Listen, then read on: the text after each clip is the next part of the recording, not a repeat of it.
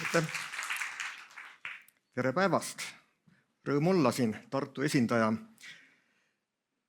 Elurikkus on oluline meie tervisele, aga mõtleme, et mis see tervis on, et me ju kõik teame, et hea on terve olla, aga kuidas seda tervist mõõta, et kus see tervis algab ja kus seda lõpeb. Siin võib-olla tuleb meeles pidada Maailma Terviseorganisatsiooni definitsiooni, mis ütleb, et tervis on inimese täieliku kehalise, vaimse ja sotsiaalse heaolu seisund ja mitte ainult haiguse või põduruse puudumine. Ja seega siis see linnaaiandus on igati seotud tervisega, tuues inimesed kokku, tuues sotsiaalset sidusust, aga kas siis ka seda kehalist ja vaimset tervist, hea on väljas liikuda ikkagi, tuleb kasuks, aga vaatame, kuidas siis see elurikkus siia tuleb mängu. Elurikkus teeb meie planeedi maaks suure tähega. Ta on meile eriomane ja lisaks meie liigile on ilmselt umbes 10 miljonit liiki, neist enamus on loomad, neist enamus loomadest on putukad ja siin on näidatud selle kasti suurusega, kui palju siis erinevaid on. Teadust jääb ainult 2 miljonit umbes liike, et meil on veel palju kirjeldamata liike. Kui me vaatame, kui palju biomassi on, siis loomulikult enamus on taimedest. Taimne biomass on, aga siis sealt edasi tulevad bakterid, seened, arhed, mis on vanasti olid bakterite all, aga praegu pannakse nad eraldi ja loomade biomass on suhteliselt väike, aga biomassi on ka meil 1100 gigatonni loodust.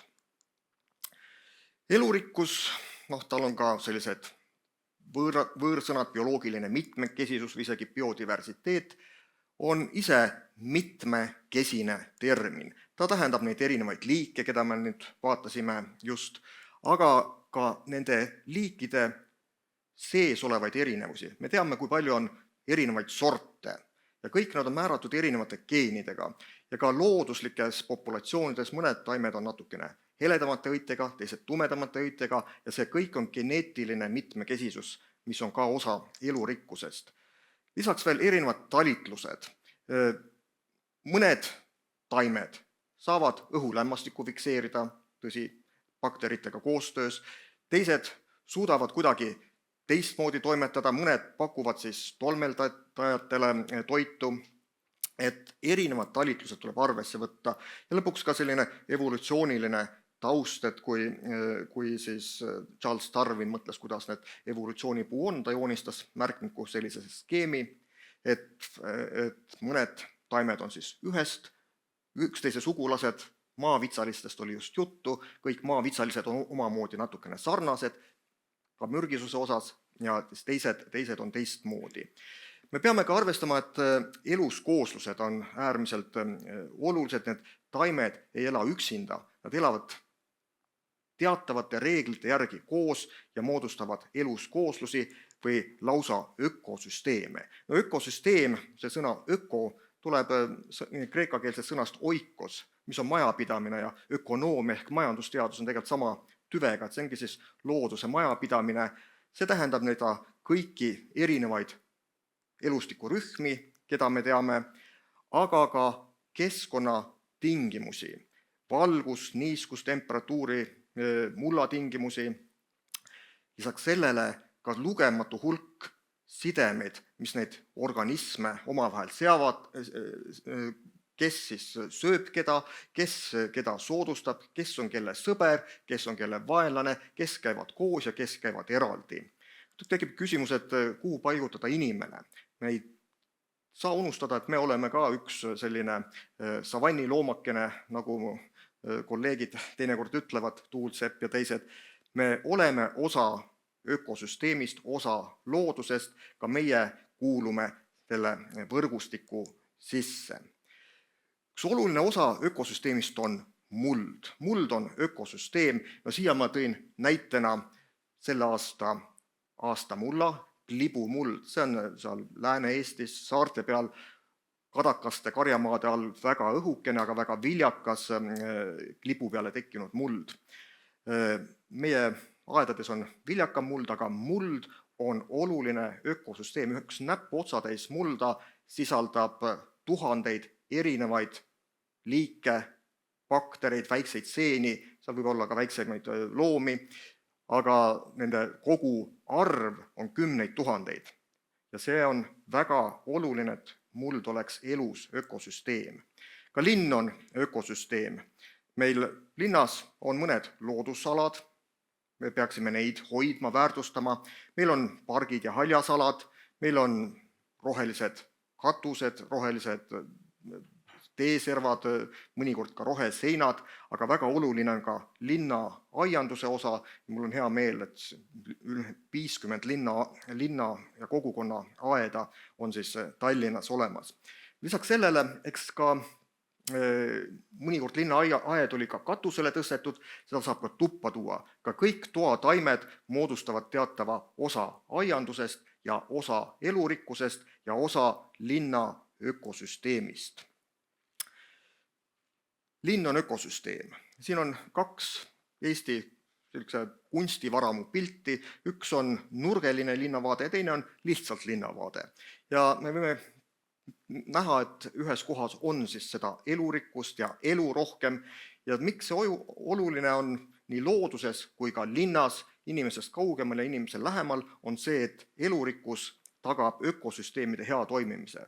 Ökosüsteemid suudavad toimida hästi, kui seal on hulga elurikkust, nad on ka stabiilsemad, tuleb kas põud või tulevad mingisugused üleujutused, tuleb mingi torm, tuleb kas või mingi saastamine, siis elurikkad ökosüsteemid on stabiilsemad, nad ei lähe niimoodi välja oma tasakaalust ja nad ka kohanduvad. Meil kliima muutub, tulebki rohkem torme, need elurikkad ökosüsteemid, ka elurikkad linnad suudavad seda kohanduda. Me ei tohi ära unustada, et ka inimene on ökosüsteem. Meil on umbes 30 triljonit rakku meie kehas. Aga meie sees ja meie peal elab rohkem baktereid ja muid mikroobe, 38 triljonit on kokku loetud. Seega me oleme 2 jalal kõnnivad ökosüsteemid ja meile kehtivad täpselt samad reeglid, et meil peab olema elurikkust, et meie enda ökosüsteem oleks hästi toimiv, oleks stabiilne ja kohaneks muutustele. Ja kus me selle elurikkuse saame, kui inimene sünnib, siis sünni hetkel on ta ilma nende bakteritega. Sündimise ajal juba emalt saab ta väga palju baktereid, aga me saame pidevalt loodusest ja eelkõige mullast mikroobe juurde ja need on meile eluliselt vajalikud. Seega, et kui meil on tunne, et kevadel tahaks sõrmed mulda panna, see on meil evolutsioonist kaasa antud. Me peame seda tegema, et rikastada talve jooksul niimoodi kängu jäänud enda mikrobiomi. Mikrobioom on meil siis sees ja meie ümber, meie naha peal ka. Ja miks see vajalik on see, et see mikrobioom, ta teeb palju muid kasulikke ka meie seedimisele, aga see mikrobiomi rikkus treenib meie immuunsüsteemi. Immuunsüsteem on inimese kaitsevägi. Ta kaitseb meie kõikide pahalaste vastu, tulevad viirused, teised bakterid, tulevad mingisugused haigused, siis meie immuunsüsteem saadab sinna rakud, kes nende vastu võitlevad, nad ära söövad, aga selleks peab immuunsüsteem aru saama, kes on vaenlane ja kes on sõber või kes vähemalt on kahjutu.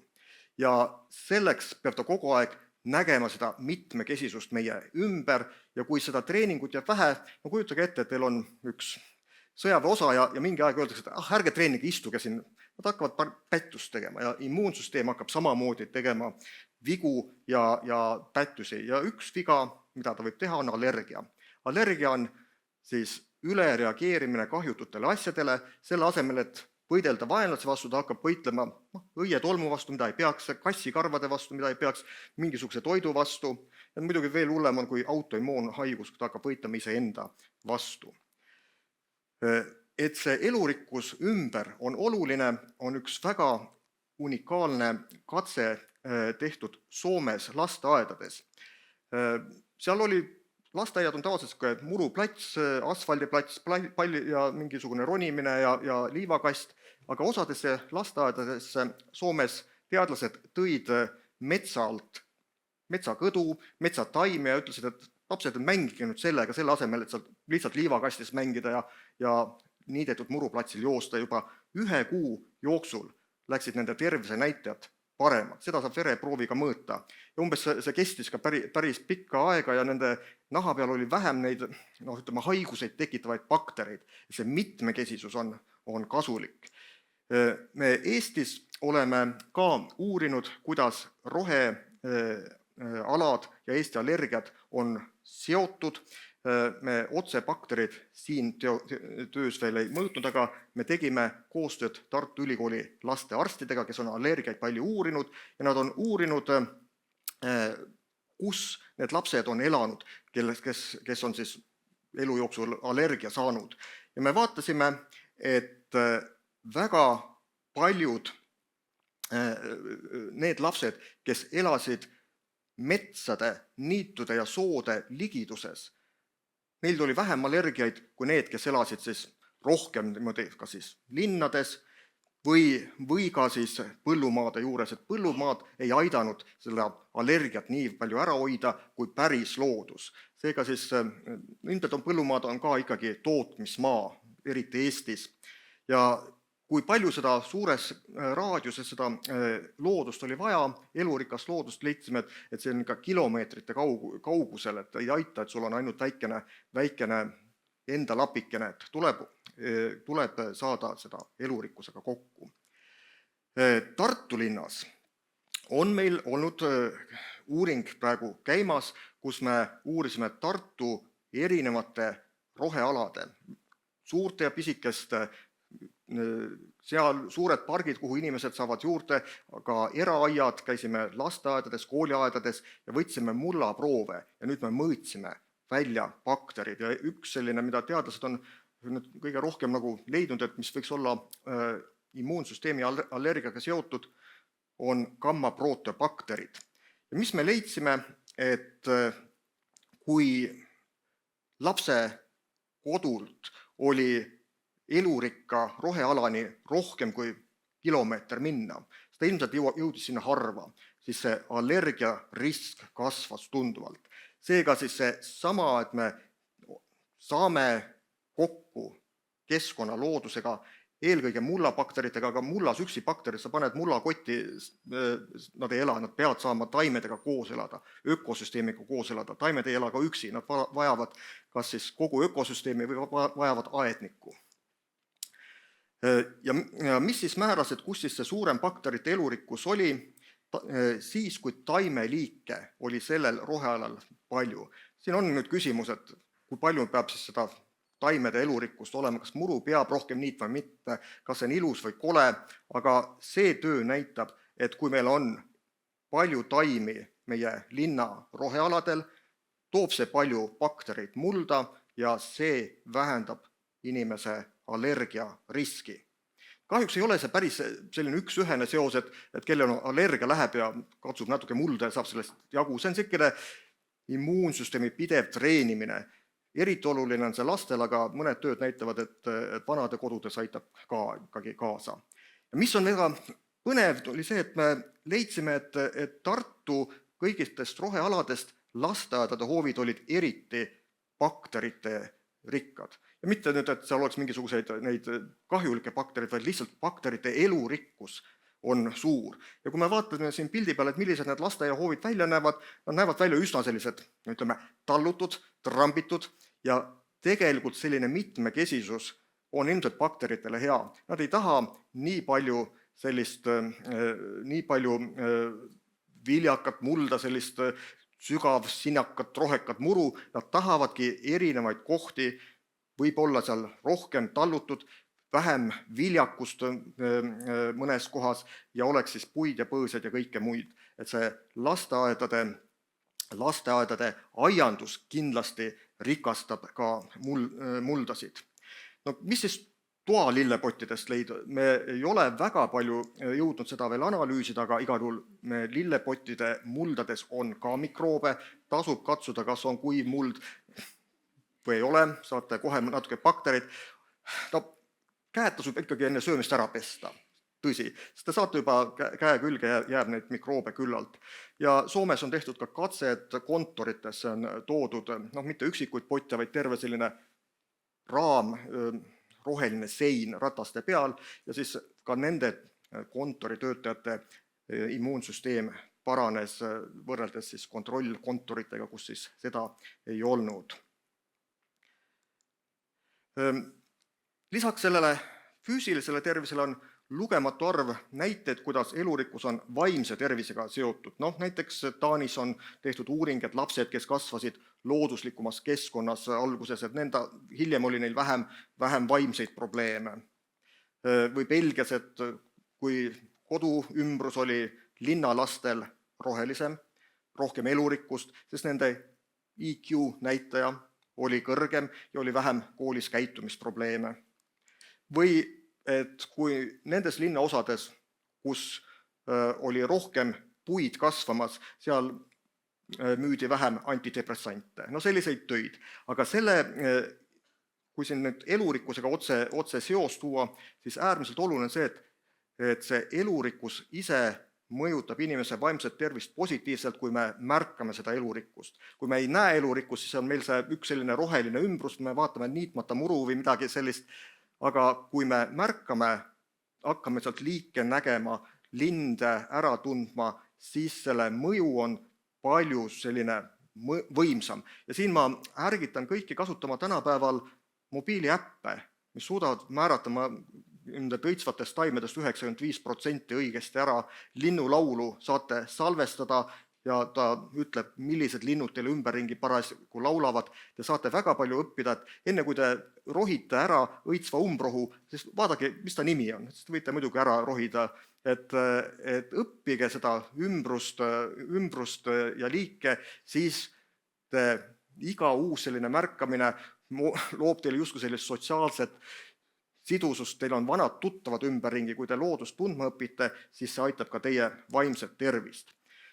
Kuidas siis veel selline sidusus, sotsiaalne pool on see, et elurikkus on osa ka meie kultuuris, samamoodi aiast pärit lilled ja elurikkus. Üks õpilasuurimustöö tehti paar aastat tagasi, taimede elurikkus 20. sajandi Eesti maalikunstis.